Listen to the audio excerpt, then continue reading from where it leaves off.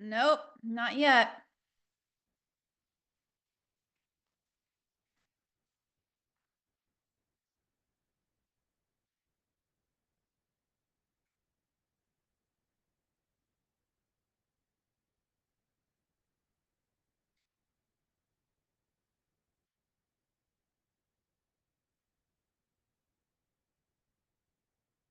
I can't hear you.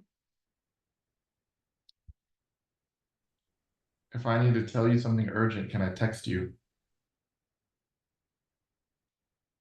Um, yeah, I guess so. Hmm.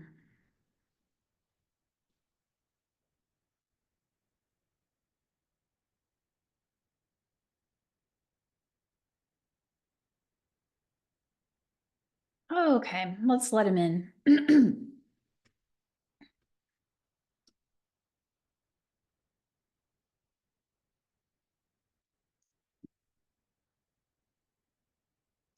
Hi, everyone. Welcome. Hello. How you doing? Good to see you all. Hi, Lindsay. How are you?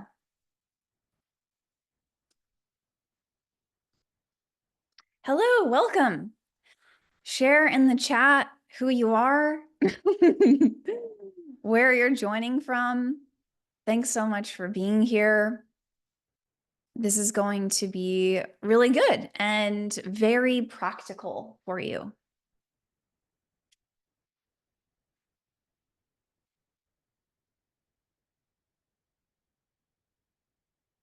Hi, welcome everyone.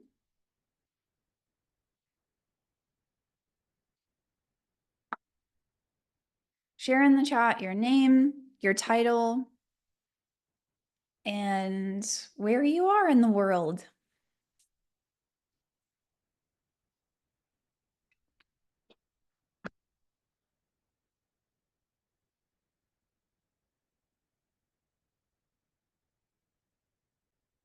Nice. Hi, Jess. Welcome.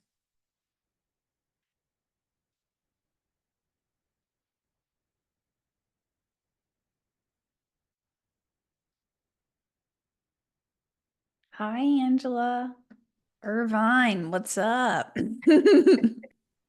Irvine's in the house. So I'm Julie. If we've never met, I pretty much know everybody, but a few of you are new. I'm Julie. I am a major gift strategist and fundraising coach. I am based in Pasadena, California, just outside of LA. I'm so happy you're here. I think this is going to be, it's a good mix of like folks who've been working with me for quite a long time, folks who have been working with me this year, and then some of you are totally new, and that's awesome. And I want to shout out everybody in Courage Lab 2.0, my Courage crew. Hi, everyone. So this is going to be, I would say we'll do 45 minutes of going through the call and the cash cheat sheet and planning your best December ever. And then we'll have time for Q&A and questions and coaching, and you can get some personalized feedback. So that's kind of how this will roll. And I have a document that I'm going to be working from. There are no slides. So for those of you who are visual, I'm sorry. It's going to be a lot of words, okay? And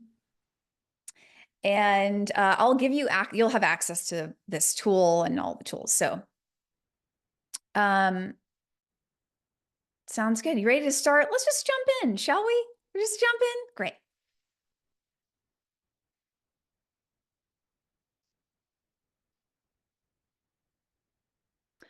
So I'm going to ask you the dreaded question. Can everyone see my screen? Okay.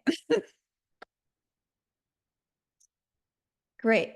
So starting off, I just wanted to share some of my mentality that I think I attribute to how I've been able to raise millions of dollars from individuals and family foundations and what I hope to instill in my clients and where I see that they've had success. And this is so crucial. If there is like one thing that I hope you take away from this, it's actually this portion. And that is the generosity code. And I'm just going to share 5 of them, but there's way more. And for those of you who are clients, current clients, if you're part of the Courage Crew, if you're a $1 Million VIP, then you have access to this in module 1 is the entirety of the generosity code. And the first is the most important, and that is remembering that giving is a gift to the giver. People need to give and overcome self-importance and greed and hoarding wealth in their life even more than we need them to give to us. There are so many donors who are ready and willing to step up and donate to your mission right now. You do not need any one single person to step up because there's no shortage of people who care about what you're doing. And when you see fundraising as an opportunity that you are presenting to a household, to an individual, to a company, to whoever it is, as an opportunity for them to become the best version of themselves, for them to practice what they preach, for them to put into action what they say that they care about, for them to do something meaningful with their money, then everything changes for you. When you approach donors with an apologetic attitude, AKA, oh my gosh, I'm like, wait, would you be willing to help us? We really need, right? Then that is felt. That energy is felt. Not only does your life suck because it sucks to feel like that when this is your full-time job, right? Has anyone been there? I've been there. Or that feeling of desperation, like you actually need to raise the money. It's not like a nice to have, you need it. It's a discipline and a skill to be able to tap into that abundance mindset, that belief that there are people who are ready and willing to step up and give, or step up and give again. And that you do need to raise the money. And that's it. And I'm not denying that, but that you don't need this one particular donor to do it. Whether they do or not, it's all good. That it's a gift and an opportunity for them. Put in the chat what you're hearing me say. What is your takeaway from this particular portion of the generosity code? Giving is a gift to the giver.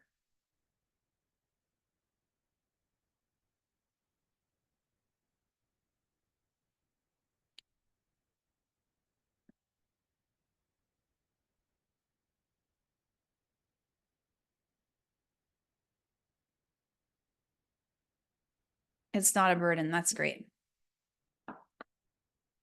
We get to invite them to be a solution and invest in the things they care about. Yes, Lindsay. So good. Yes. Yes, Aaliyah. I love that.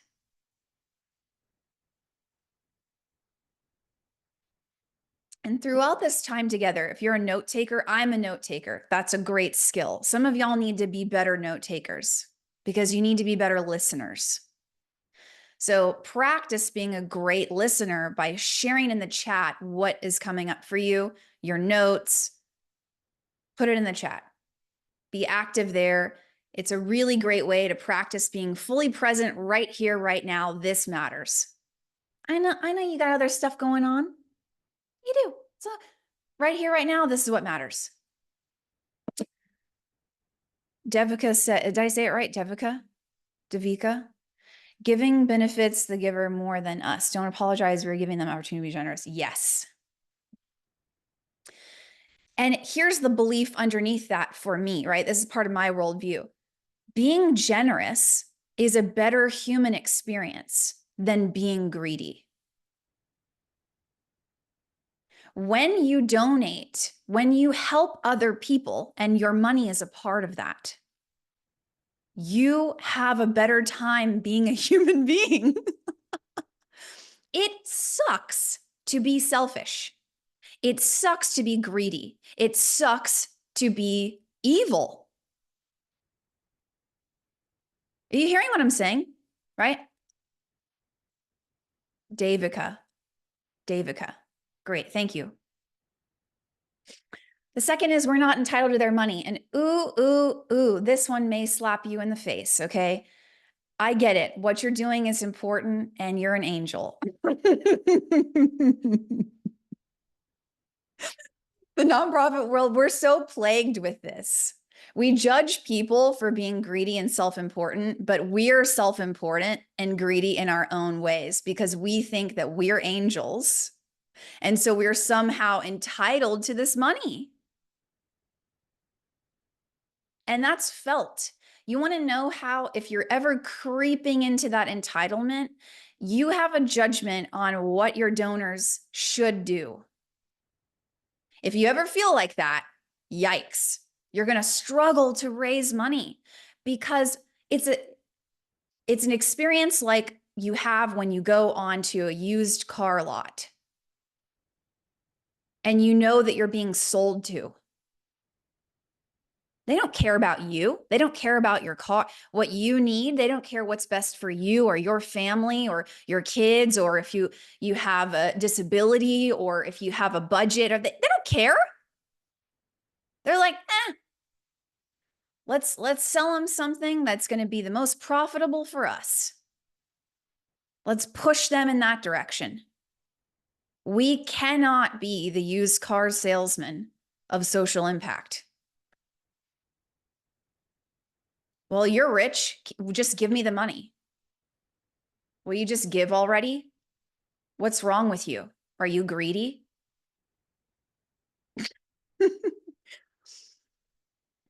And the solution is actually tapping into the gratitude of no one has to actually give a dime. You realize that, right? Nobody has to give you a dime. Like, you're not entitled to a dime. Doing good work doesn't entitle you to jack squat.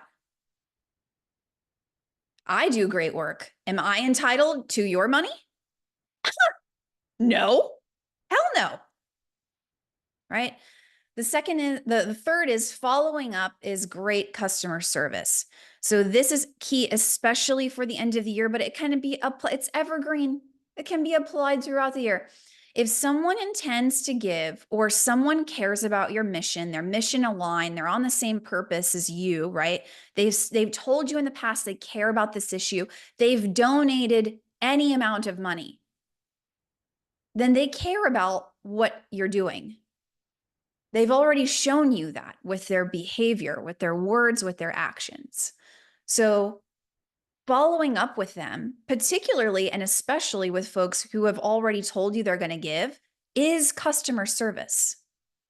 It's not an intrusion. You're not being rude. You're not being overbearing. You're not pestering them. You're not being annoying. And for some of you, this is your thing. You need to put a sticky note on your computer that's like, following up is good customer service. Because there are people who are going to give to you, but they're taking care of an aging parent, but they got pneumonia. They have a child who's sick. They have a life. Do you have a life? Because I do. And we need to extend the benefit of the doubt. We cannot take it personal and think, oh, well, I've emailed them twice. Why haven't they responded? They're not going to give. Don't give up so easily. Following up is good customer service, and you can share your intentions. Hey, I'm following up because my sense is that you would like to give this calendar year, or the calendar year matters to you. So I'm following up as a friendly reminder. I was telling Laura and Hannah in our coaching session earlier today, I had a donor I met with like in October. who agreed to give $10,000 this calendar year.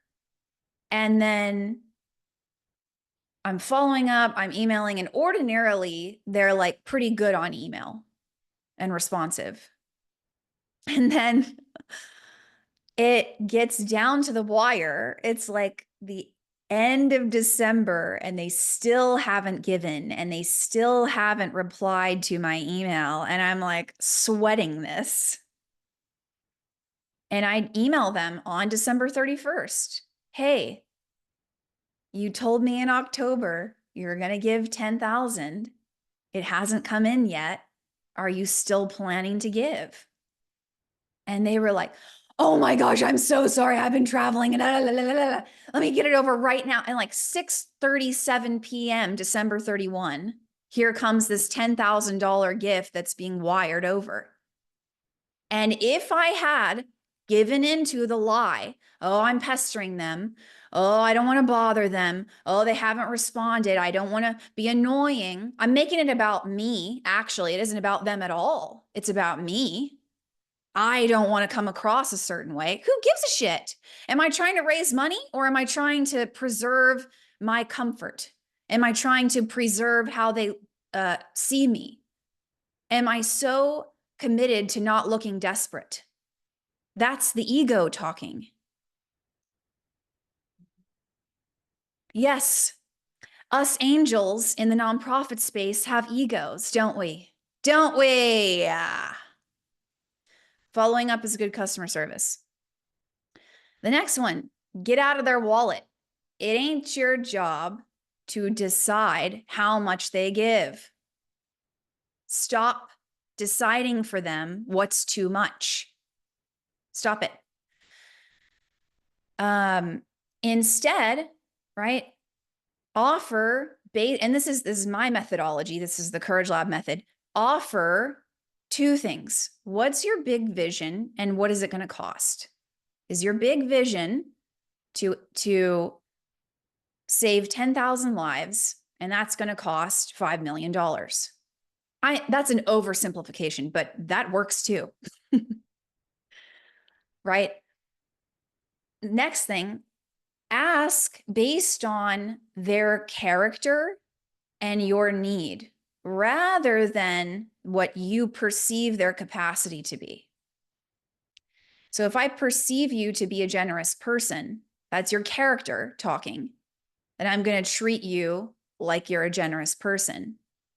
And I'll likely ask you for a big gift, even if you gave $1,000 last year, let's say. But some of us think, oh my gosh, well, double is a lot, so I should just ask for 2,000. Wrong thinking. Limiting thinking. And if you do that with every donor, that's not going to get you to your goals, is it? Our goals are bigger than that. And people's generosity is bigger than that. So get out of their wallet. That's not your job. It's their job. Your job is to articulate the vision and the accurate need, to be accurate about what the goals are and what impact that's going to create. I'm not talking necessarily when I say need, I'm not saying look at we want to budget XYZ and so we're short on our budget. That's not really why people give, right? They give because they care about the mission. They care about the impact. So get out of their wallet. They didn't invite you in there anyway, so stop that. Invite, don't push. So invitation. Hey, you're invited to give. There's no pressure. We are especially in a low trust moment. So low trust moments as a society, let's say, it's best to have an invitation rather than, again, this goes back to we're not entitled to their money. Just because they gave last year doesn't mean they're going to give again this year. We're not entitled to that. It is our job to invite them to give again. But taking the pressure off, and the only way you can take the pressure off the donor is if you take the pressure off of yourself. And again, that comes from the place of we need to raise the money, but we don't need it from this one particular donor who I'm talking to right now. And that's you being self-led in a better way. You're managing your own energy around that.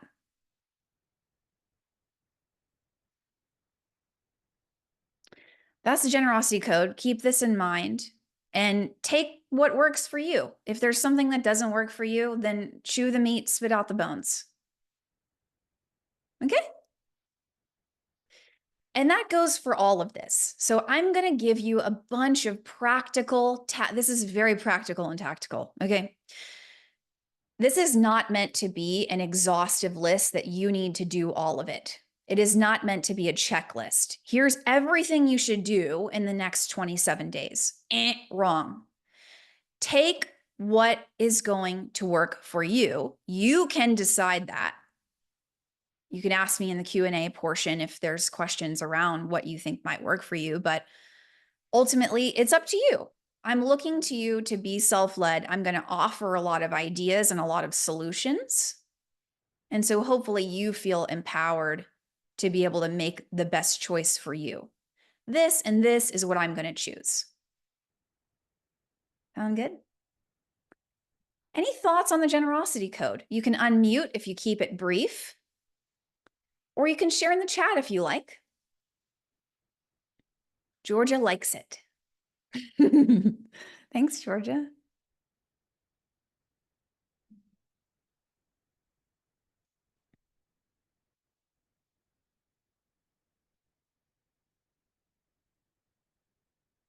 Any other thoughts?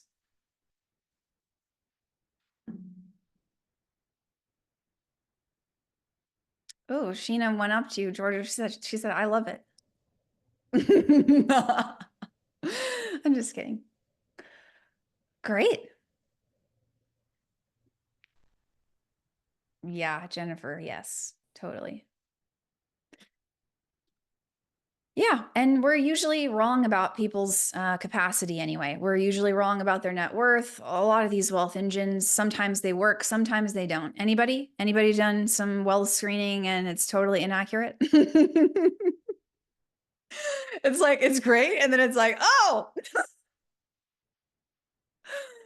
So yeah, like, hey, oh, based on what you've told me, I'm going to ask you for $300,000. That's usually what works more often for me. Yeah, Angela, I've been wrong too, for sure. Okay. We're going to talk about who to prioritize. So I already mentioned that. Take what's helpful, leave behind what isn't. Can we all agree to do that? Great. So the first is current donors. This should be obvious, but I'm just going to say the obvious thing. Who should you prioritize in the next 27 days? Donors who've said yes and they haven't given yet. Donors who you've asked and it's an outstanding opportunity that you're hoping to close. And I would do this in this priority, right? In this order. Folks who typically give in December, you can reach out to them. Hey, I know you typically give in December, or hey, I know you typically give in the end of the year. Let's say they gave in October, but they haven't given yet, for example, right? And folks who just haven't even given yet. And the question could be, hey, Sheena, you've been giving for the last 5 years. I noticed you haven't given yet this year. Do you plan to give this year? That's where I would start, right? And in terms of like cash in the door, this is your lowest hanging fruit. You could also go to donors who may be able and willing to give an increase. So that could be monthly donors and giving and asking them, hey, would you give a one-time additional gift for the end of the year, right? One of my clients, Flatbush Cats, has an $18K match that they're doing. It's surrounding Giving Tuesday, but you could do that even without Giving Tuesday. And what's great about matches is that's um, typically motivation for folks to give. You could ask a donor who's already given, hey, could we leverage your 20K as a match? You could totally do that. And then you could make it time bound. So, hey, between this Thursday and 2 Thursdays from now for the next 2 weeks, we're, every dollar up to 20K is matched. Every dollar matters. So that could motivate monthly donors who are loyal to give an additional gift above and beyond. That's a great strategy. You could ask DAF donors if they give from a donor advised fund. If you have DAF donors, put 1 in the chat. If you have them, folks who give from a donor advised fund. Could be a community foundation, could be Fidelity Charitable, Schwab. Those are the big ones. Great. So pretty much everybody has them. So, obviously with donor advised funds, doesn't matter to them when they cut the check. Doesn't matter to them. The taxable event has already occurred. So if you still need to raise additional cash before the end of the year for your own goals, then that's what I would do. I would segment my CRM, my list from DAF donors, and I would single out the ones who's connected, who's mission aligned. I'd go to them and say, hey, would you consider giving an additional gift this year towards our goal of blah, blah, blah? We already have blah, blah raised towards that goal. So here's the gap. This is what that's going to accomplish. It's going to change 5,000 lives. There's going to be more on communication in a minute, so I'll just get into that later, but let's keep it moving. DAF donors, big one.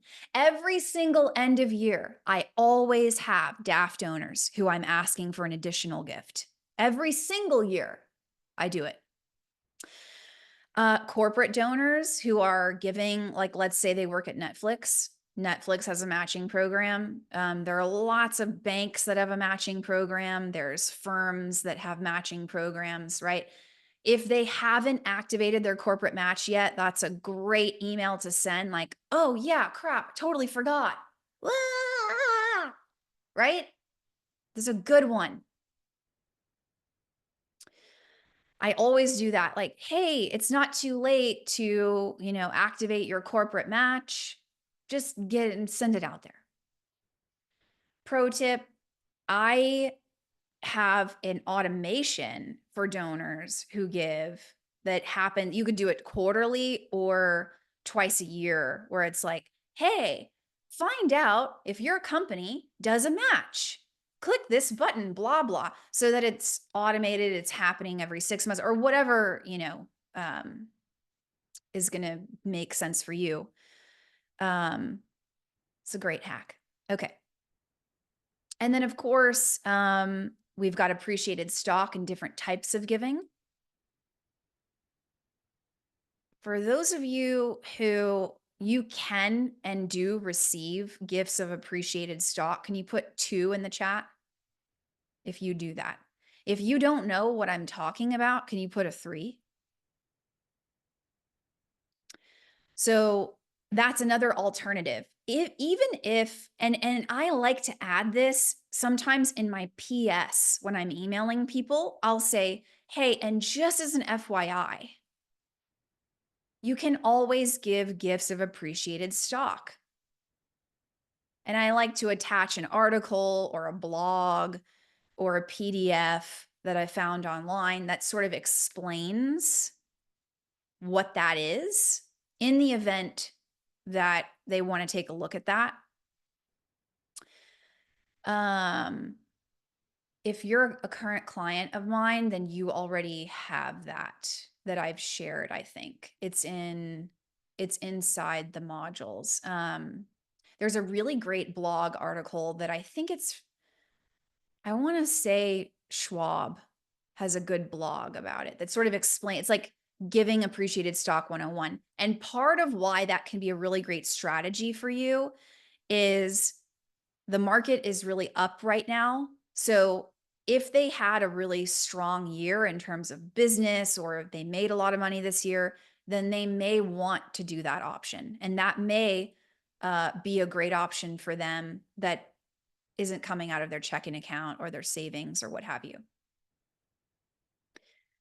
And I say, and encourage them to give appreciated stock by December 13th. I made that up. You could say December 15th, or I'm trying to give you a little bit of hedging so that it's not down to the wire, because it takes time for that stock to land and then for you to sell that for the fair market value. So it takes a little bit of time if they care about the calendar year, right? If they care about it for tax purposes, then you can tell them that. That will help you out in getting them to take action and creating a deadline, right? We all act with deadlines.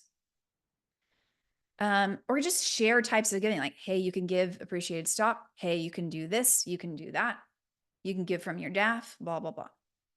And then direct mail donors, they of course need to have everything postmarked by December 31st. You need to let people know about that.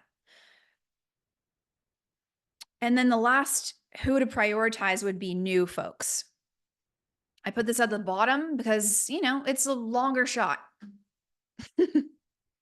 That would be referrals from current donors, board members. You could go to a really strong supporter of yours and say, hey, would you be willing to ask a couple friends to donate or become a monthly donor for giving season, right? For Thanksgiving. That could be one way.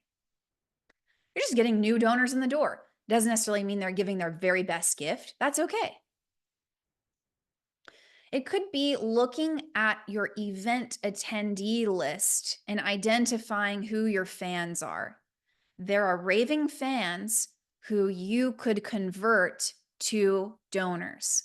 So who are those folks? There's a lot of opportunity there. Could be folks on social media who are really active, people who comment on multiple posts, people who share your stuff on their social media. You could reach out to those people. You could DM them. You could go crazy. Woohoo! Hey, saw you liked our last 5 posts. Don't know if you've ever considered becoming a monthly giver, but that could be a really great next step for you. I can sense that you really care about our mission and our work. Why not? And then same thing, email subscribers could be people who are replying with encouraging comments. Keep up the great work. Love what you're doing. This is amazing, blah, blah, blah, whatever. You could follow up with those people. Hey, have you ever considered joining us as a monthly supporter? Hey, would you consider giving an end of year contribution?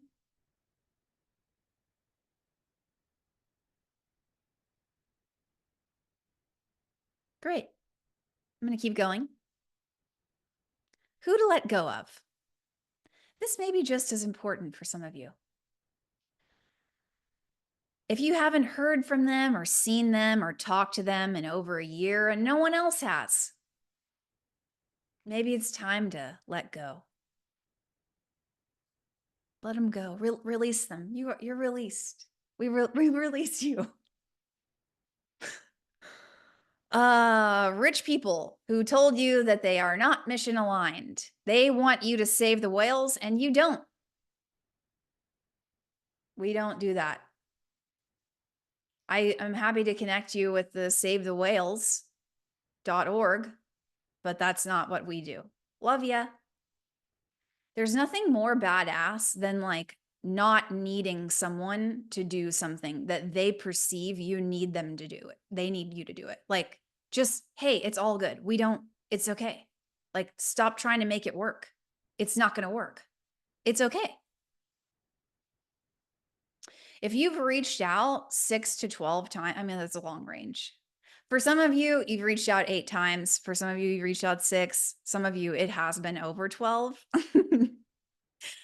And you track email opens and they're not opening anything and they haven't replied, it's time to let it go. And I say let it go. And of course, this is called best December ever, right? So I'm thinking about your end of year. If you have somebody on there who it's been a while, but you think that they do really care about your mission, or you have a past relationship or what, then put them in your disqualification bucket and revisit them in 6 months from now. But for now, but some of them, it's definitely let them go, like release them, they're free. And you know which one is which. Or they've told you, I can't give this year or I won't give this year. It's not that you're assuming, it's that they've literally told you. Then let them go. Be like, hey, thanks so much. Awesome. Happy holidays.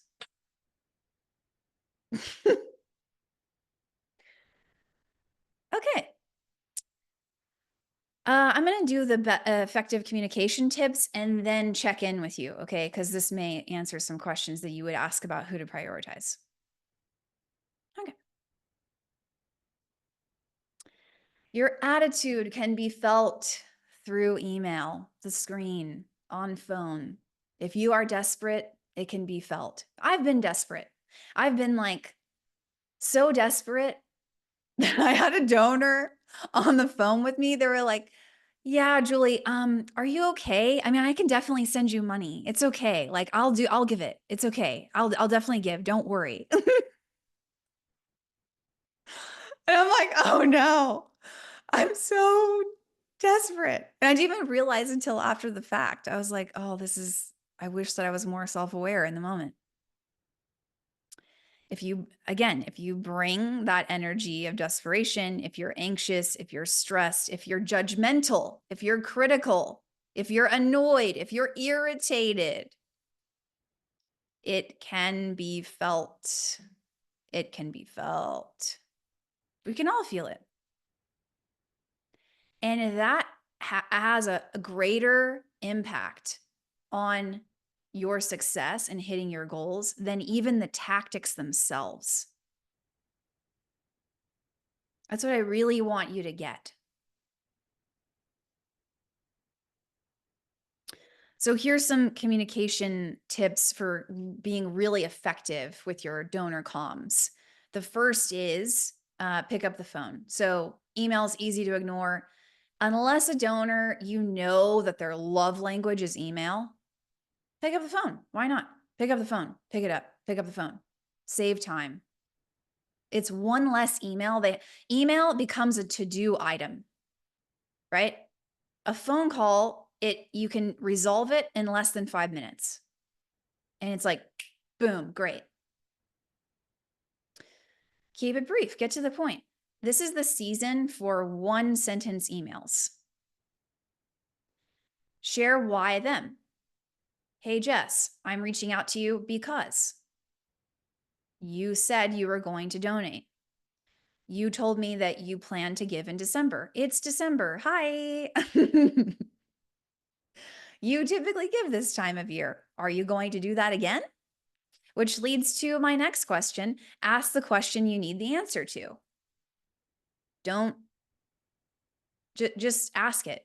If you're like, oh, I don't know if they're going to give, what are you going to ask them? Hey, are you going to give?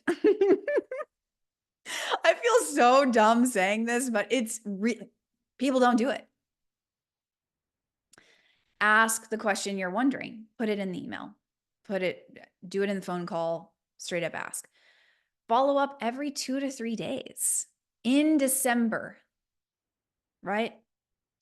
Again, follow up is good customer service. Hey, following up, friendly follow up, friendly reminder, especially the folks who are we prioritizing? The donors who said yes and they haven't given yet. If you do all right, then we're going the donors who you've asked and you haven't found out the answer yet. Yeah. Story of one. So what that means is any chance you get, share the story of one person, one animal, one life who has been changed and do that in different formats. So you could do it in the PS of your email. It could be at the top of your email. Hey, had this really beautiful story that I wanted to share with you. Also, will you complete your gift? Right. In lots of different ways, you can do the story of one, but adding in a story of one into all of your donor comms is just chef's kiss. And then share your goal and how far you've come towards that goal. So remind them of what the ask is, reiterate that. Hey, we're looking to raise this much. This is how much we've raised. Will you consider giving blah, blah towards that goal?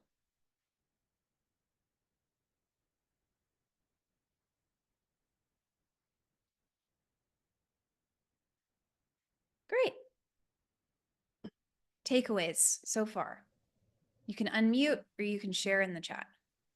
Julie, can I ask you a question? Yeah, of course. So I have an example of a donor who gives very generously annually at our big gala, which was in September, and committed a $50,000 gift. Normally, usually follows up with a donor advised fund gift like a week or two after. I have been chasing after that gift since September. And he's responded a couple times, both called the office. I only have his office number. Called the office, says, "Oh, yes, I'm going to send it. Yes, I'm going to send it." And he's been supporting for like 20 years. So there's no reason to not Oh, believe that wow. he's going to send it. Yeah. But he just hasn't sent it. And I'm like baffled by the whole thing. I don't know. And I've done the send him a little gentle reminder. So all my communication hasn't been like a text collector. Like it's been subtle, gentle, checking in with him. How's it going? I'm literally like, I don't know what to do. It's really bizarre other than going to his office, which is not too far from here, but I've never done that. So it makes me feel like, is that too much going to his office? Just, hi, I'm here. Hello. What do you think? Okay, so you've followed up since the event how many times? I would probably say at least 2 to 3 times a month, but I like spreaded them out and I've done both a phone call and the other one has been an email. And then the next one is a phone call. Like, so not only emails or not only phone calls. It's really Mhm. bizarre. I don't Yeah, know. I would just keep going. Okay. I would call. I would not. I would call. If he doesn't answer, I'd email the same day.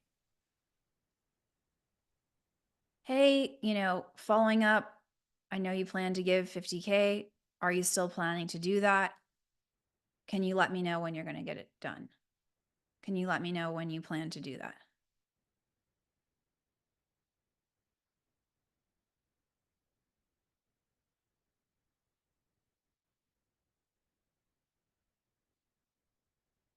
But I mean, if they're a long-time donor and I mean, they're good, they're going to do it. They're probably, again, extend the benefit of the doubt. It's not personal. They're not going to flake on you unless something terrible happened that they can't control.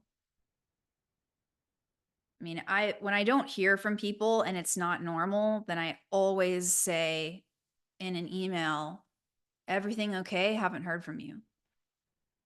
And there's nothing else in the email. That is the email, the everything okay email. Everything okay? I noticed you haven't given yet, and that's not like you. That's literally the whole of the email. There's no hope this finds you well. Happy Tuesday. Like we have to keep it brief. And, it could be something terrible may have happened. I don't know. And it isn't about his intention or, what he would have loved to have happened. Yeah, I'll just keep going. Don't get discouraged. It's not personal. It's not like he's sitting there and wakes up in the morning thinking, oh, how can I piss off Angela Gomez? Man, I can't wait to ruin her day.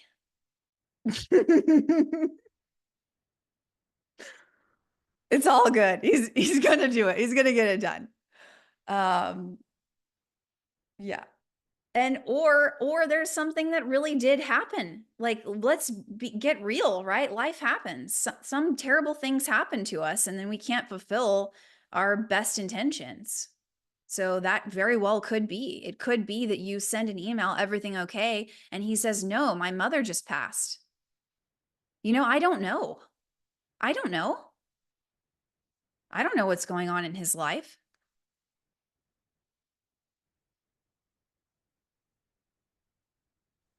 Or he may write you back and, I like to respond to the emails that I sent so that there's this long thread of sent emails that don't have a response.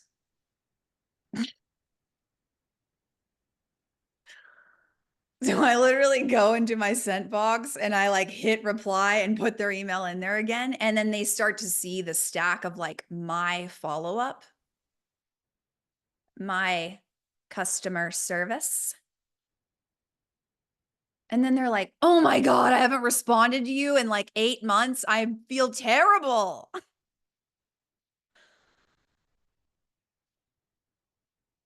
Kelly, what's up? How are you? Good. How are you? I'm great.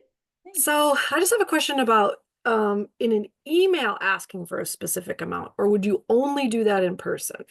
So like when you say we're looking to raise, 500,000, where we've just crossed 400,000, would Woohoo! you consider, 10,000 or 20,000, or do you only save that for calls? No, I would totally do that over email. Sure. Okay. Okay. Yeah. Would you say then you gave this last year to remind them? Is that a good thing or a bad thing? um, why? Why would you want to remind them what they gave last year? Um, well, in a recent situation, they did ask because they're like, "Oh, I can't remember what we gave last year. Can you just send that in your email?" So I did do. It was more of a favor of looking in our books, but I guess just overall, you probably just would skip that if they didn't ask. Not necessarily. Oh, okay. I guess if it's an email, I would put it in there, sure. That's a surefire way to know that someone's not giving their best gift if they don't even recall what they gave. They're giving Yes. way below their Yes. capacity. They're like, "What did I do again? 8,000? Don't even know. Can you Right. remind me?" Right. Yeah, for sure. It's So like, "Oh, got it. Okay. Yeah. 8,000 leaves you. You don't even remember. Okay. Awesome. Yeah. Probably your dry cleaning bill was higher than that. Got it. Okay." gotcha. So would you always put a number in the email, or would you, for some, just leave it saying we're looking to raise this, but we've made this at this far, and Yeah, not suggest I a like to number? ask for specific amounts that are Yeah. reasonable, but that I Okay. think is going to challenge them. And Okay. given what our goals are, right? The reason that I say what the goal is and how much we've raised towards it is it makes sense why you would ask them in particular for more money, given that your goals are what they are. Okay. If we don't tell people why we're asking them for money, they will assume why, and it's usually not good reasons. They'll assume, "Oh, Kelly's hitting me up because she thinks I'm rich." Hmm. That Not never because they really feels care, or great, right? And that yeah. might not even be all the reasons, right? Yeah. It's actually because I sense that you care about this, you've given in the past, you're mission aligned, you've told me in conversations, right? XYZ, you've done these things. I perceive you to be a generous person, and our goals are huge. That's why I'm asking you. Yeah. Okay, Right? that's Which is helpful. a different framing. But yeah, you could say, "Hey, you gave 8,000 last year. Would you consider giving 20?" Or whatever. Okay. That's great. Sure, there are exceptions to that, but I usually ask for a specific amount. Yeah. And it's usually a negotiation, right? They'll say, "I can't do 20, but I could do 15." Right. Okay. Then you find out what their actual best gift is.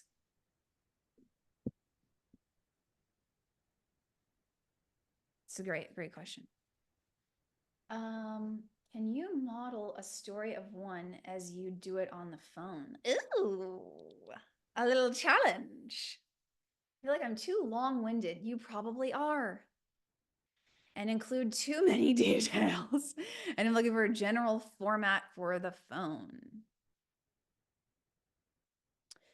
Yeah, sure. So there's a few different ways to do it. Probably one of my favorite is, I would say meet Amber. She went from A, describe the situation, right? And I'm just making it up. I'm saying Amber because, hi, Amber, you're right here. But, you could use an alias. You could use people's initials. You don't have to say anyone's actual name. And it can be a story inspired by the folks you serve. It doesn't have to be their exact story and revealing the details. You could say, what's your, Davica, what's your mission? What do you do? Leadership development in the outdoors. Oh, that's cool. So then yours might be, I'm just making it up, right? Okay. Yours might be, Amber came to us. She's, she was 22 years old and living in her car and struggling with depression and suicidal thoughts. And she went through our program and had an amazing trip and realized that she had, influence in her community with her peers and felt more connected than ever. And now she's the president of student council. I don't know what the outcome would be, but from A to B. So this was the situation. Our organization did this. And now this is the new reality for this person. So A, X, B kind of thing. A really cool, you could do it in one sentence. You could say, Amber went from A to B, and you help make that possible. Very simple. And we get it. We're like, oh, got it. You can add that into, that could be the first line of your email.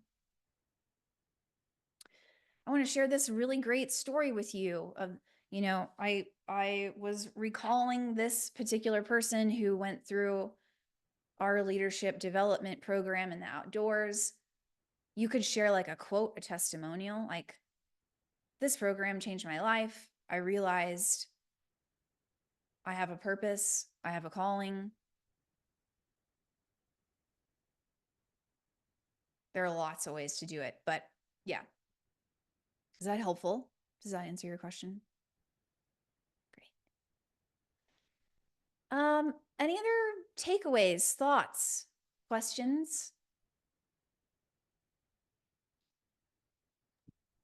Julie, Yes. what I Hi, think Georgia.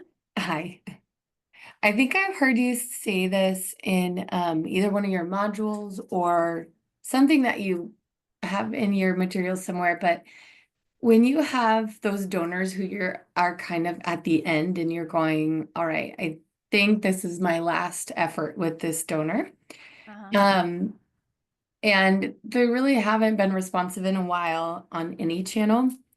Mm. Like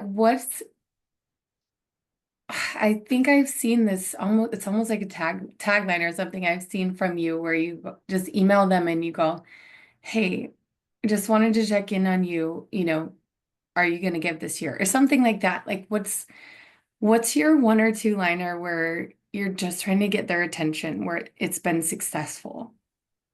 Mm-hmm. Yeah.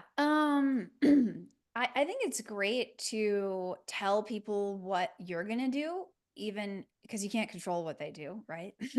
Yeah. So you could just say, hey, you can expect to hear from me once a week through the end of the year or whatever. After December 31st, if I don't hear from you, I'm gonna just stop emailing you and maybe like touch base in like the spring or early summer. Got And it. then guess what happens, right? It's an opportunity because I'm going to put on my calendar, let's say I just made it up, April 1st, reach out to Georgia Clues. Then I'm going to email you from that email. And I kept a promise, which builds trust and credibility. Right. And other nonprofits, they just don't have time to do that, do they? They're just so busy losing donors. They're just too busy. They don't have time. I literally don't have time to put a task on my calendar that says email this person. And then I Right. email them like, hey, I said I would reach out to you. Here I am reaching out. Here's a story of one. Have a great day. That's Okay. it. Yeah. So it could be, hey, it depends on what the scenario is, but Yeah. we're going to get into like the December action plan, which would probably address your question and be really helpful. But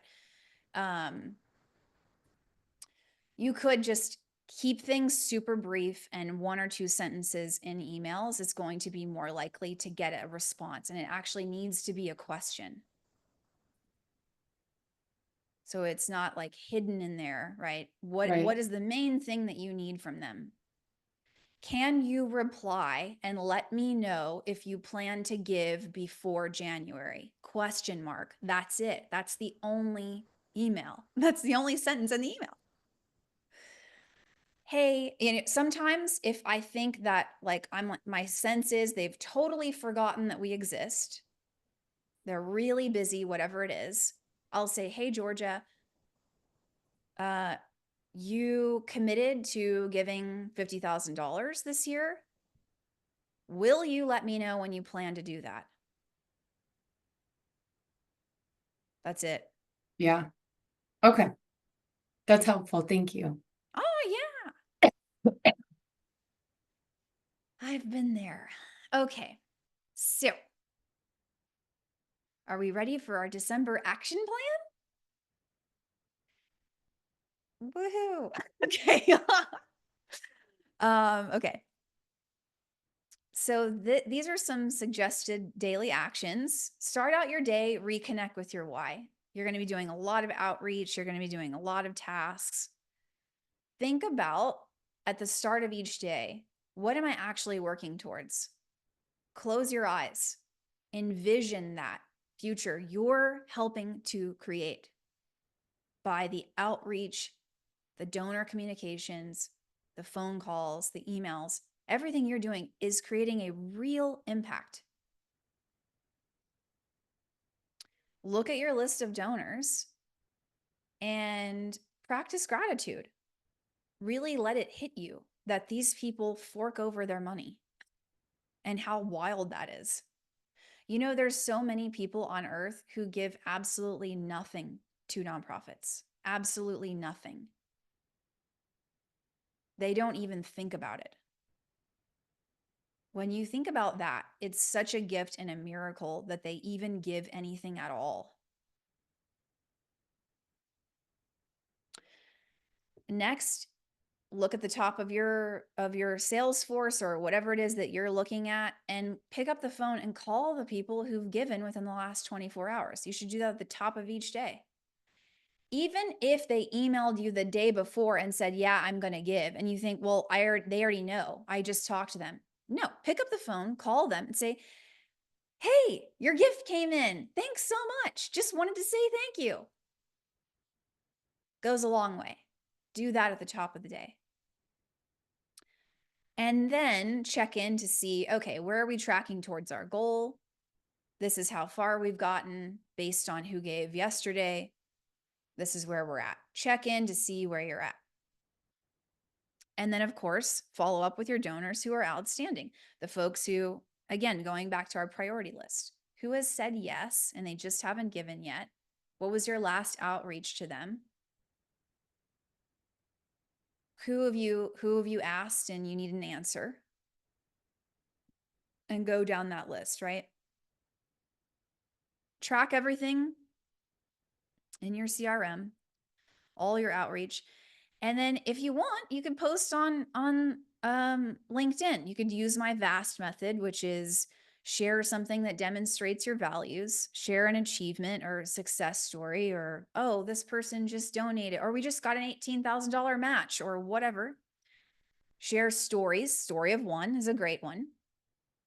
Share testimonials of impact or of donors, social proof, board members, supporters, people saying great things about your nonprofit, about you, about working with you. That's a longer term play, right? And that can continually grow your donor community. It's an easy way for your current donor community to share your content with people in their networks. So daily actions, that's what it could look like for you. And then here are some things, and again, these are the things I focus on, that I'm thinking about and reminding myself of that help me to be successful in this work. There's no shortage of people who want to step up. I'm not going to read all these, but I'm just going to pick out my favorites. I can handle 90 seconds of discomfort. If you need to pick up the phone and say something that makes you feel awkward, it's okay. You can handle it. We're surrounded by generous people who care.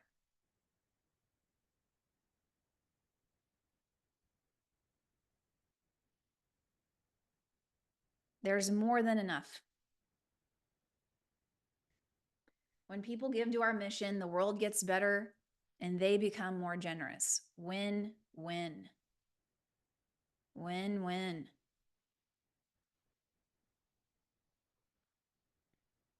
What stands out to you? Share it in the chat, or you can unmute.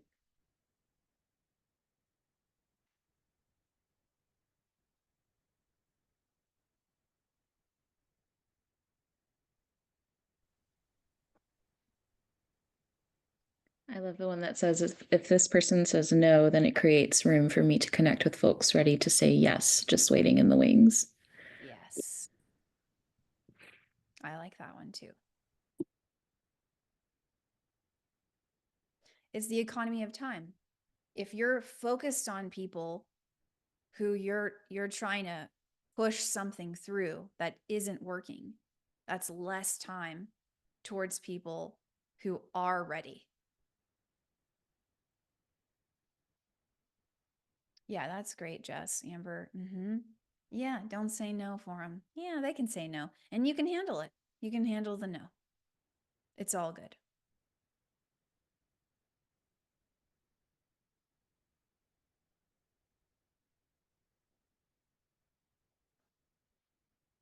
Great.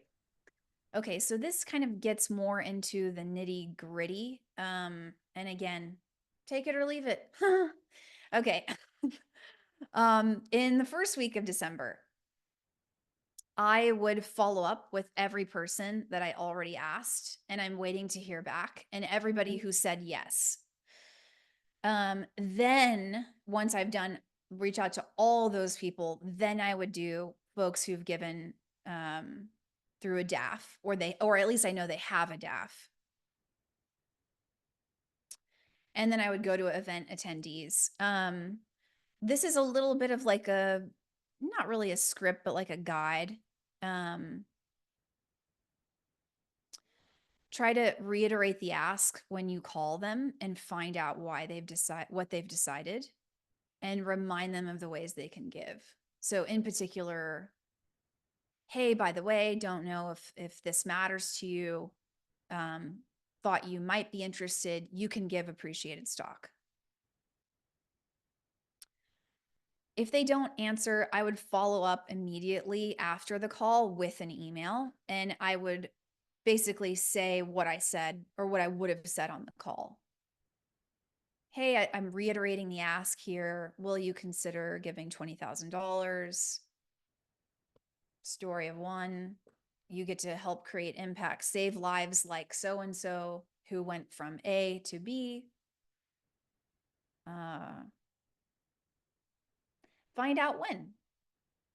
will you let me know when you plan to make your gift? If they say yes on the phone, then I would follow up immediately over email and get it in writing. Your plan is you agreed to give $20,000 before the end of the year.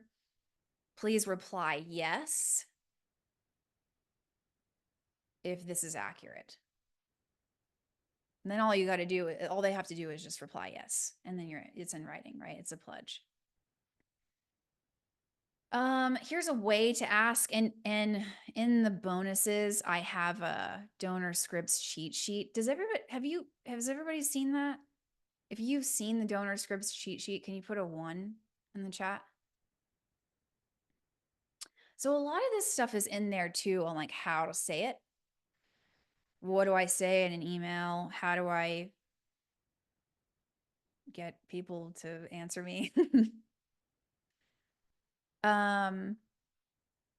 Given how passionate you are and your long-standing commitment and our goals for this year, would you consider giving an additional one-time gift this month? I mean, it's a little wordy, but it's pretty good. Try it out. Experiment. See if it works for you. Okay, so that's what I would do week 1. Week 2, I'd send a lot of thank yous because I'm raising all this money. Again, I'd follow up with everybody from week 1 who's still outstanding, which there's gonna be. Again, it's not personal. Follow up is customer service. Can you let me know what you've decided for your giving this year? Another question could be, can you let me know when you plan to give? When you plan to make your donation of blah, blah.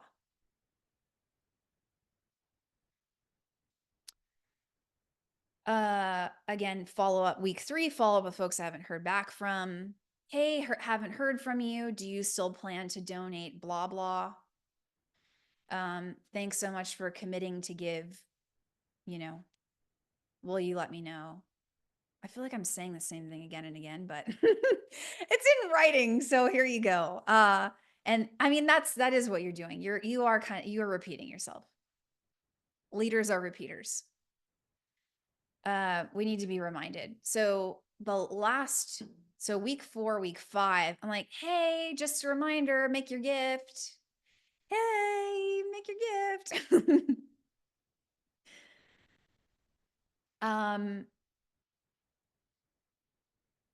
If you work this way, if you work in like batches, if you want to batch your work, you could automate these reminders. And then each Monday, let's say you're reviewing, or the top of each day, you're reviewing who gave, then you could turn off the automation for the folks who already gave. So if you want to batch the follow-up and just schedule it, or let's say it's 12 people or however many people meet this criteria, right, who are outstanding opportunities, then that could be a great way for you if you like to work like that. I don't like to work like that, but if you do, then do that. It's great. Then it's something you don't have to worry about, every single week. I like going back to it each week, but that's just me. There's so many different ways to do this. Week 5, we're getting down to the wire, right? 10% of giving happens December 29, 30, 31. So do not give up. Put it in the chat. Do not give up.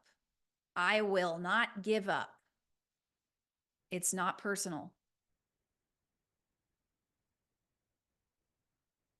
Yes, great. This is a bit of psychology here where I'm like, you're asking a question that's a no question. And has anybody ever read Never Split the Difference by Chris Voss, the former FBI negotiator? Have you ever read that? So he, in negotiation, I love that book.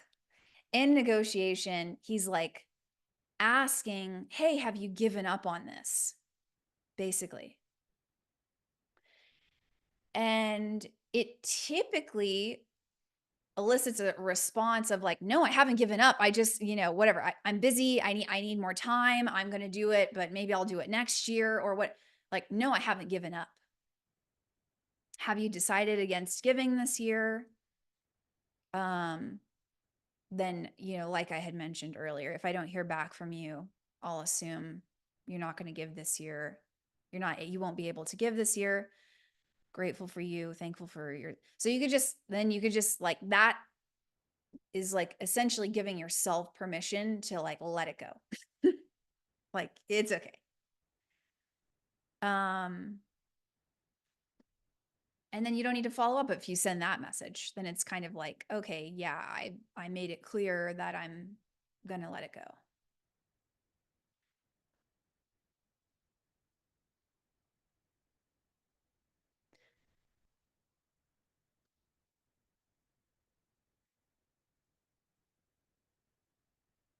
Okay. So, questions.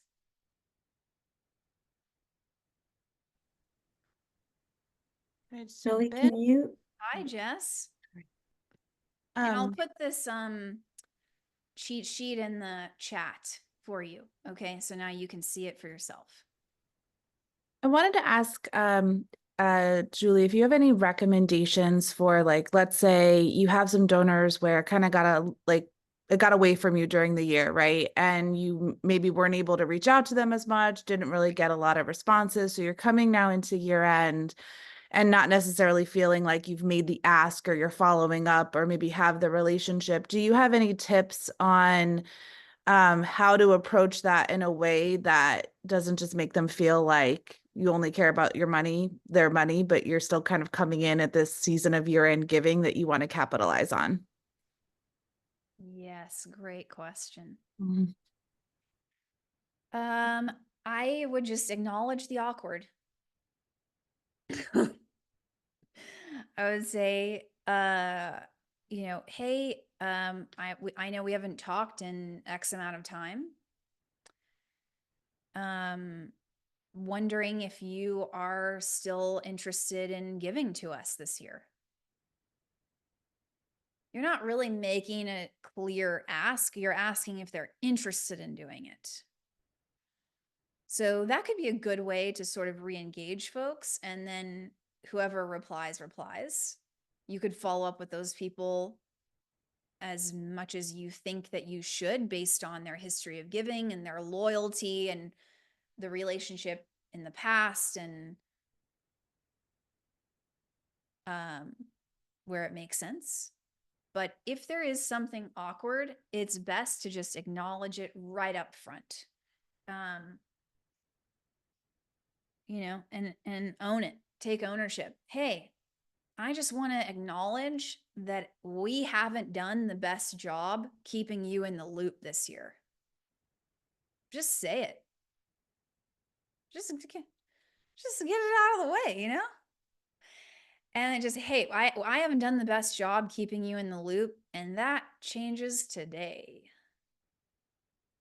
Because all you can do is fix it moving forward. You can't turn back time, can you, Jess? Because I can't. I don't have no time machine. Hey, I haven't done the best job of keeping you in the loop. That changes today. Moving forward, here's what you can expect. And make a promise that you could actually keep. Don't overpromise. Don't do that. Stop it. Just be like, hey, moving forward, you can expect to hear from me. I'll send you like a meaningful update once a quarter or twice a year. Now, you might say, Julie, that's not good enough. I need to update these people every week and they're right. It's like, well, listen, if you're not updating them at all, then 2 is more than 0. And then if you actually do end up updating them more than 2 times a year, then that's great. Then you are over delivering and that's awesome. But that's what we do. Sometimes we try to go from 0 to 100, right? It's just not realistic. It's okay. So I would acknowledge it. I'd say, hey, I know you gave last year. And to be honest, I feel like we haven't done the best job keeping you in the loop. Maybe you feel differently. I'm open to your feedback. Because you could be wrong also. Here's the thing I know about a lot of my clients is, and a lot of nonprofits in general, they underestimate when people are actually head over heels for them. They don't see it. They don't know. And then sometimes they overestimate other people because it's like, we want this person to be in love with us, but they're not. So asking for feedback is a really great way to get a better understanding of where you're at with them, rather than assuming that there's bad blood or that they feel a certain way, right? Author John Gordon talks about when there's a lack of communication, negativity usually fills that space. So when there's no communication, what do? It's human nature. We all do it. We jump to these negative conclusions. Oh, they hate us. They don't want to meet with me. They don't want to talk to me. They don't like me. I'm a loser. I'm a failure. Whatever, right? We just go down this spiral. We're like, "Ah." But it's not necessarily based in feedback, which is data, something that they said. Is this helpful, Jess? Is this Yeah, helpful? I think it's great just kind of having some of those guides and even the way you're framing it a bit. I think it is good going in because you do your best and then you realize like, oops, something happened. So I think that that's great, that acknowledging it and even just sort of like that framing and even opening them in, into their thoughts and their feedback, I think is really great. So thank you. Mm-hmm. Yeah. Angela, the folks, 10% of giving happens the last 3 days of the year. 30% in the month of December. Aaliyah, you asked, what do you recommend if you don't have phone numbers and they're not clicking on the thank you emails? So a couple of things, like write really compelling subject lines that make people want to open the email. And a great way to do that is personalizing it, putting their first name in the subject line so they know it's not just some blanket boilerplate blah blah email. Because if I write you an email, not necessarily me, but coming from let's say, Aaliyah, you give $50. If the email says, Aaliyah, thank you. Aaliyah, you made this possible. Are you going to open it? Probably. 9 out of 10, you're going to open that. So write better subject lines if people aren't opening the email. In the email, the first follow-up, you could automate this. When someone donates, hey, we want to call you and say thanks. We have a kick-ass board. And our board wants to personally call you and thank you. We're not going to ask you for anything. We just want to say thank you. Reply with your phone number. Like, ask for people's phone numbers if you want them. That's what I would do. So write better subject lines that actually because the purpose of the subject line is to get people to open the email. The first sentence of the email is to get people to keep reading. If it says hope this finds you well, it's just like the 9 other emails that are in their inbox. It doesn't exactly compel them to keep reading. It sounds like everyone else. And I get it. You're just trying to be nice. You're just trying to be a nice human. Nothing wrong with that, except that it's a little bit boring and a little bit not creative. So you got to just think of it like an experiment. Like, this is fun, and you get to figure out how to capture busy, rich people's attention. Isn't that interesting? That's kind of a cool job. I have a chip on my shoulder. I'm like, I want the busiest CEO and I want them to respond to my emails. Give me the busiest person and I'll get it done. That's kind of the energy I bring. You know what I'm saying? Yes, Sheena. Yes. Hey, I have a Hey. question.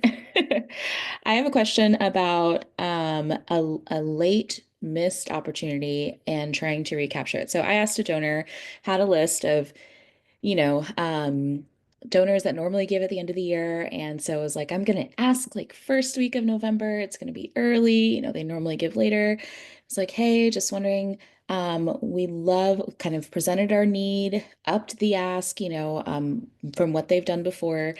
And she responded, oh, I gave the same amount we did last year and it's already in the mail, but I'll consider what to give for next year. Thanks for letting us know about your higher need.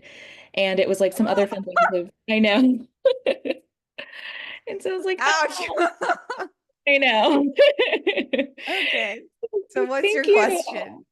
Well, next steps, and just I mean, I'm grateful that she has that need now, but I do want to see like how can I like do I lock her in now for next year? Do I just say, okay, can we talk to you more? Like now that we have a higher need, can I talk to you more about it? Or just like what would you do like as next steps? Uh, okay. I could be wrong, so you could tell me if I'm wrong. Um, maybe they haven't had the most 5-star experience donating with you this year. So it's kind of like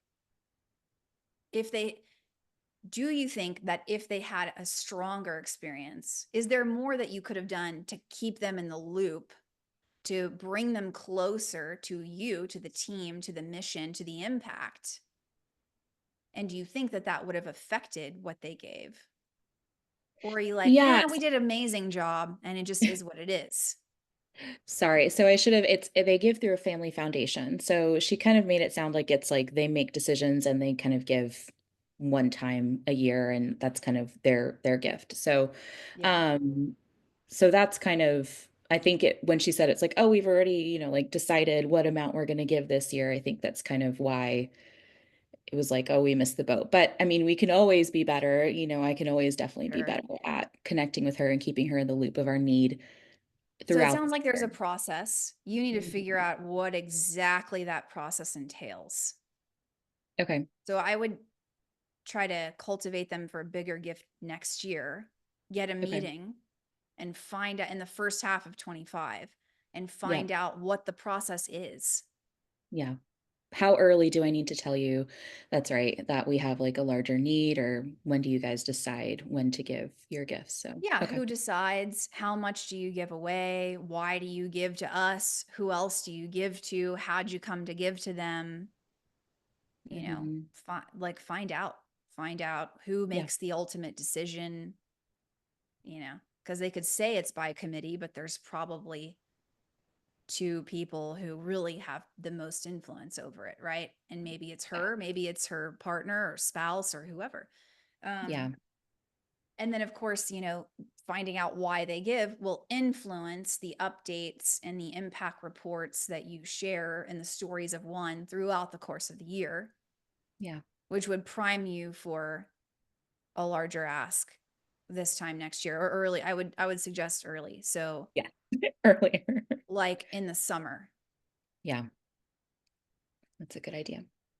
Yeah, I love that. Thank Yeah, you. but I think like handle it, part of what sets you up for future success is how you handle quote rejection now and hearing no. And Mhm. if you're a really bad sport about it, they're going to remember that, Mhm. right? I had a client have a super wealthy donor who, if I said their name, you would know their name. We asked them for like $1 million and they said no, like straight up no. And and then like a week later, a press release came out that they had donated like 10 million to this hospital. It was really great. It was such a good feeling, like that. And then, but in the moment, my client was like, oh, okay, hey, we're just really grateful for your past support. We're really grateful for your family, blah, blah, blah. Like they just took it like a champ. They just took it on the chin, And then they ran into that donor like a month later at somebody else's gala.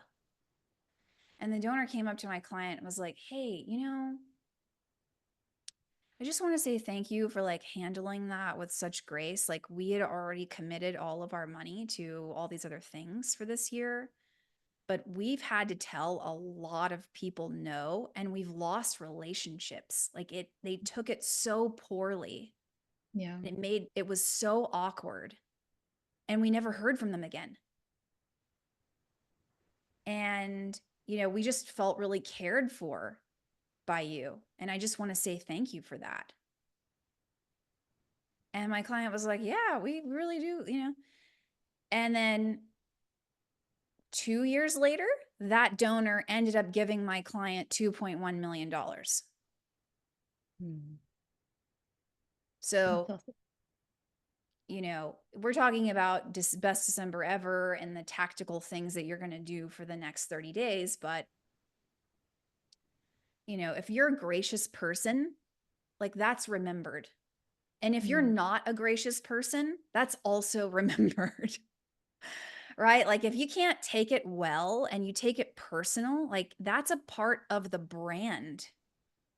That becomes part of their brand and the experience of being involved with your organization. Right? And it's that energy that we bring that's felt. It's like, oh, these people it's so awkward. Like like you probably like try to put it off. You're like, so I say that to encourage you. Like you're such a gracious person, Sheena, that I think you can like easily give people that experience of like, hey, there's no pressure at all. Like we're so grateful for any dollar that you give. Yeah. And like you have control over that, which is great news. Yeah. Awesome. Thank you. Yeah. So I've got some bonuses here. So if you're not a client of mine and you'd like to be, I am giving a discount. So you essentially get $197 off if you paid for this workshop. Then you can join Courage Lab 2.0 if you decide to join in the next 24 hours and be one of my kick-ass clients. Absolutely no pressure at all. Don't have to do a thing. You also get my cheat sheet, which I think all of you have. It's there in the bonuses at the bottom of the page. And then I'm also sharing the end of year strategy workshop, which I did at the top of this quarter. So it's a really great look at really sussing out the thinking around ask amounts and how much to ask for and why, and what the framework is around that I use. And then general quarterly strategy, like projections and planning. And some of the folks on this call were at that call. So, and then there's some Q&A and good coaching in those recordings as well. So you get access for free. So you're welcome. If you're a client, you already have all this. So, but if you're not, then you're welcome. There's your bonus.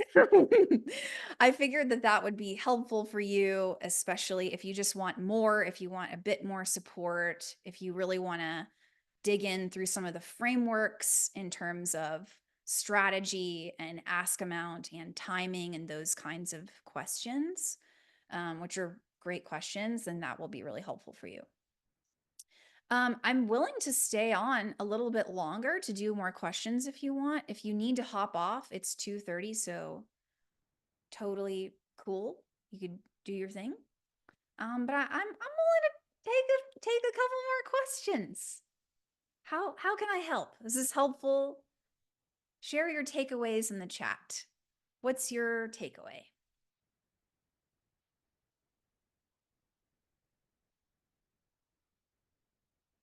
Yes, go get your kiddos. Thanks, Sheena.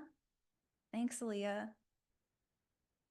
Yes, messaging our team with ideas. That's awesome. Oh, you're so welcome, Kelly. Sorry, I have a child in the background giggling, Julie, but Oh, great. We love children. our team is a part of the Courage Labs. Is there more clarity on like what we should be pacing ourselves through content or how this fits into like, you know, we're gonna, I'm just curious for more information on that part. Yes, of course.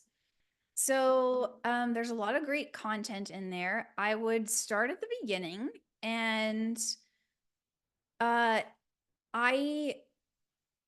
also encourage you to be self-led.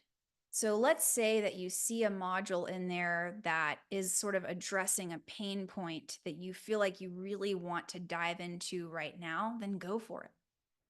You have access to the whole thing all at once. It's not dripped out. So you can, if you want to, let's say you really need to get better at writing emails like stat. There's stuff in there about donor comms. So that's not module 1. You can jump in and look through and see where you'd like to go. But yeah, you could probably do 1 to 2 modules a week, depending on how fast you want to go. The first 5 modules are around 30 minutes, majority of them. So yeah. Does that answer your question? Does that help, Lindsay? Yeah. That's okay, cool. Thank you. You're welcome. See ya. Bye, Lindsay.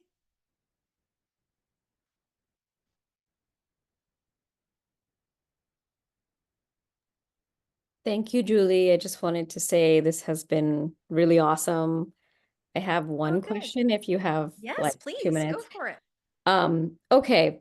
I don't know if this is too much, but we are, yeah, there's something I don't know how to approach. So we're in a capital campaign. There are several folks who have given like extremely generously, way more than they do for usual campaigns and all of that stuff.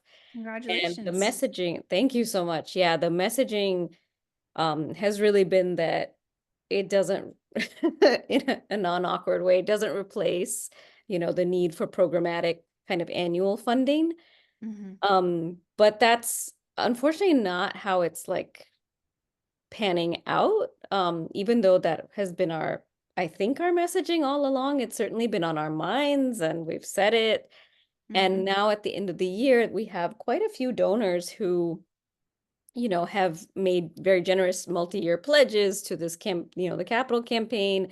But then like they're also, we're also used to like an end of year gift from them in the amount of like $5,000 to $10,000. And so now it feels hard to, just like know how to navigate that. I mean, we have good relationships, I think we can be honest, and yet like it also feels extremely uncomfortable, which is why I'm asking you, trying to like get over the discomfort part of it. Yeah. Okay, so let's think about one donor in particular, and you can give them an alias or share their initials. Give me the scenario of just a brief background on their giving history and how strong your relationship is. Are they mission aligned? What have they already given this year?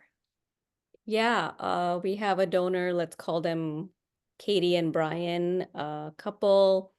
They have pledged, I think, 40,000 to the capital campaign, which is a lot more than, their annual gift, which is generally around the $5,000 mark. They kind of surprised us, which was awesome. Wow. And yeah, it was really, really sweet. Yeah, we learned a lot through the campaign for sure. But yeah, I guess so they've been involved for over a decade. They've referred one of our most favorite board members to us. They have been like event sponsors for my organization.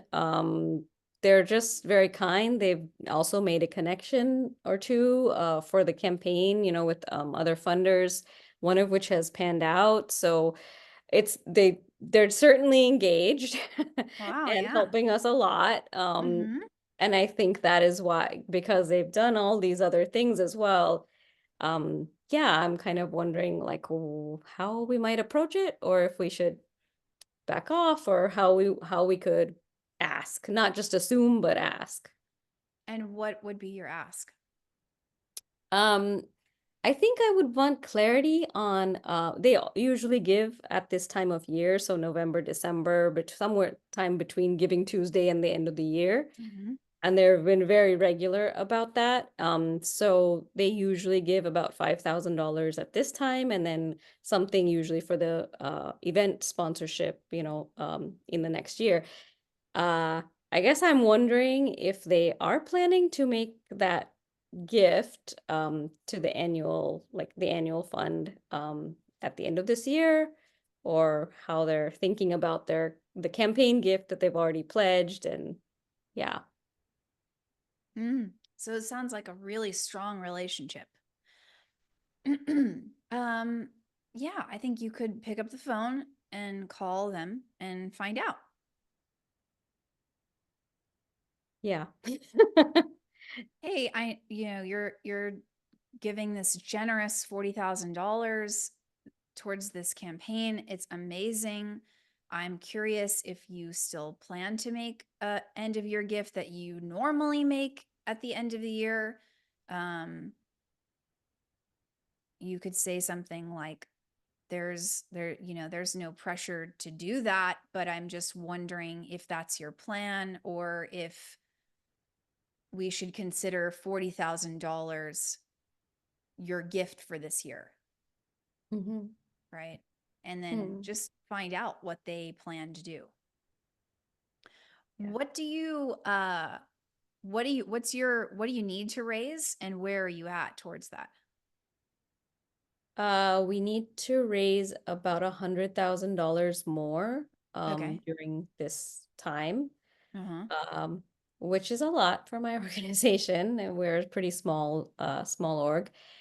So it generally takes, you know, a lot of getting out there and wrangling and following up and to make that happen. Okay. I mean, if I needed to raise $100,000, the way that I would think about it is, do I know anyone who could give $100,000, or two people who could give 50K, or four people who could give 25, or 10 people who could give 10, or a combination? Mm-hmm. One person who could give 50, five people who could give 10, one person who could give 50, two people who give 25. There's lots of ways to slice it, but and then going to them with that goal. Mm-hmm. If you have folks who give from a DAF, you could ask them for an additional gift. I mean, we kind of went through all All of the, things yeah. to ask folks for an additional gift, but yeah, I would go through the list of who to prioritize that you have in the cash cheat sheet. Mm-hmm. And then moving forward, I mean, how much longer do you have to go for your capital campaign? Less than a year. We've got not that much more to go. How much do you need to raise? Under $1 million Okay. left. Yeah. Okay. So, and how much have you already raised? 5.01. Wow. That's great. As of yesterday. It's exciting. Wow. Yeah. And what's your annual raise that you need for operations and just to run your organization? 2.7 this year. Okay. And you need to raise 100K more. Mm-hmm. Yeah. So From then individual. I would just go to, I mean, it could be Brian and Katie, or it could be somebody else, Mm-hmm. help you close the gap. If they knew that it existed, would they want to step up and help you? Probably. Nobody can read your mind. Yeah, that's helpful. I really liked when you were going through like how to prioritize folks because that gave me a solid understanding of what are all the reports I should be running and like looking through. And yeah, thanks for that. Yeah, you're welcome. Thank you. Congratulations on all your success. Oh, yeah, it's a work in progress, but thank you. Everyone keeps saying that, and I'm always Ah. like, yeah, we made it happen somehow. So it's exciting. Huh. Yeah, I mean that's huge. Wow. Thank you, Julie. I will take the compliment. I am not the most gracious at that, but I will take it. Thank you. Yeah, it's all good. It's all good. Yeah, great. Well, thank you. Thank you for joining today. Thank you for the great questions. Thank you. I really love following you on LinkedIn and looking at like all your posts and the resources and stuff. It's probably one of the most practical, approaches that I've seen. So really have been looking forward to this for a long time, taking one of your. Aw. So thank you so much. Oh, All I'm right, so I'll glad. I'm gotta glad it's hop, helpful but to you. thank you so much. Yeah, have a great day. You too.